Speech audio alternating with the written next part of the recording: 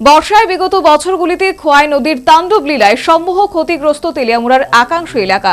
এই বর্ষায় কি হবে তা ভেবে অকুল খোয়াই নদীর পাড়ের বাসিন্দারা। উপযুক্ত ব্যবস্থা গ্রহণ করার আশ্বাস স্থানীয় বিধায়িকার।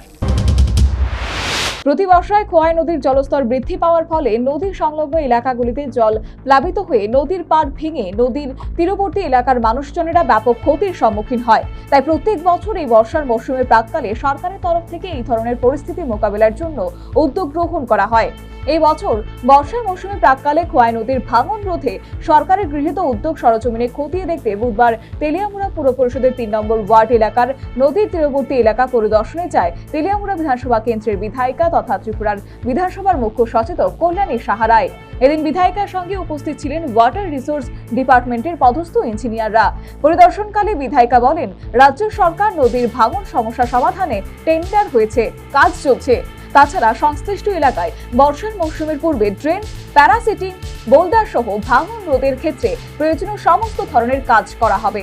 তাছাড়া আগামী দিন পূর্ত দপ্তর, ওয়াটার রিসোর্স সহ পৌর পরিষদকে নিয়ে একটি এলাকায় যৌথ টিম পরিদর্শন করবে বলেও জানিয়েছেন বিধায়িকা কল্যাণী সাহা রায়।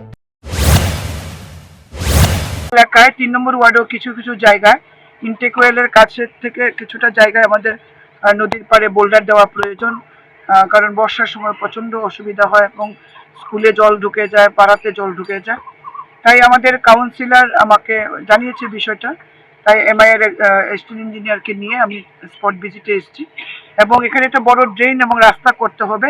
সম্ভবত আগামী ১ বা ২ তারিখে PWD executive engineer, municipality engineer chairman এবং আমাদের এমআই ডিপার্টমেন্ট এদেরকে নিয়ে আবার একটা আমরা ভিজিট করব এবং বিভিন্ন দপ্তর এখানে যুক্ত হতে হবে এই কাজগুলি করার জন্য। ড্রেন আছে, প্যারাসিটিং আছে, বোল্ডার আছে, এই বিষয়গুলো নিয়ে আমরা একটা এস্টিমেট প্রিপেয়ার করে যাতে মানুষকে আমরা জলের সমস্যা থেকে আমরা মুক্ত করতে পারি তার জন্য প্রয়াস নেওয়া।